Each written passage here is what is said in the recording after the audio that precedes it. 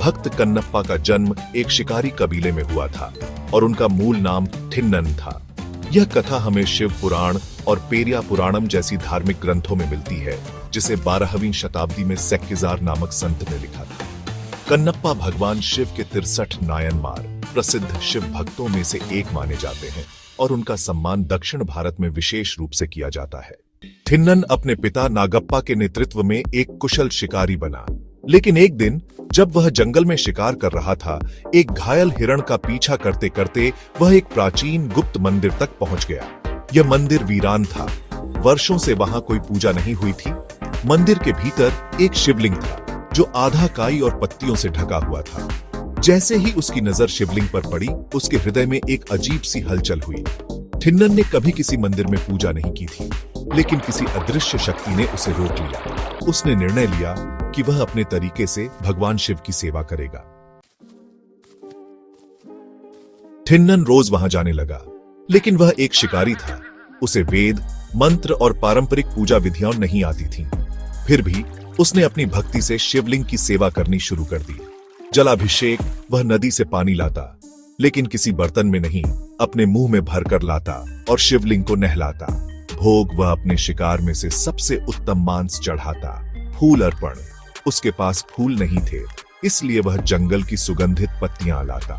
वंदन वह अपने मैले शिकारी पैरों से मंदिर में प्रवेश करता, लेकिन उसके मन में कोई छल कपट नहीं था।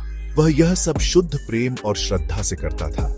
लेकिन जब गांव के पुजारी राघवाचार्य और अन्य ब्राह्मणों को पता चला कि एक शिकारी मंदिर में इस तरह पूजा कर रहा है, तो वे बहुत क्रोधित हो गए। पुजारी और अन्य गांव वाले मंदिर पहुंचे और थिन्नन की पूजा देखकर घबरा गए।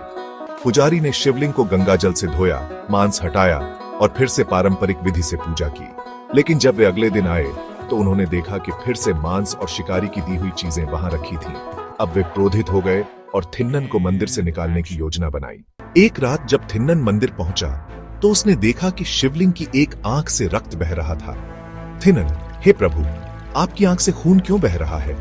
वह समझ नहीं पाया कि क्या करे, लेकिन शिकारी की बुद्धि ने उसे जवाब दिया, थिन्नन, जब किसी की आंख घायल होती है तो उसे दूसरी आंख दी जाती है। क्षण भर भी सोचे बिना उसने अपने तीर से अपनी ही आंख निकाल ली और शिवलिंग की आंख पर रख दी। अब पहली आंख से खून बहना रुक गया, लेकिन तभी शिवलिंग की दूसरी आंख से भी रक्त बहने लगा। अब वह क्या करे? थिन्नन ने बिना हिचकिचाए अपना पैर मंदिर की भूमि पर रखा, ताकि अंधे होने के बाद भी उसे पता रहे कि दूसरी आंख कहां रखनी है। उसने तीर उठाया और अपनी दूसरी आंख निकालने ही वाला था कि थामो मेरे प्रिय भक्त। आसमान गरज उठा, बिजली कौंधी, पूरा जंगल शिव के तांडव से गूंज उठा। भगवान शिव स्वयं प्रकट हुए। शिवा, तुम संसार में सबसे महान भक्त हो कन्नप्पा। तुम्हारी भक्ति ने स्वर्ग को हिला दिया है। महादेव ने अपने दिव्य स्पर्श से उसकी आंखें लौटा दी और उसे मोक्ष प्रदान किया। उसी क्षण शिव ने घोषणा की कि कन्नप्पा उनकी 63 नायनमार भक्तों की सूची में शामिल होंगे और युगों युगों तक पूजे जाएंगे।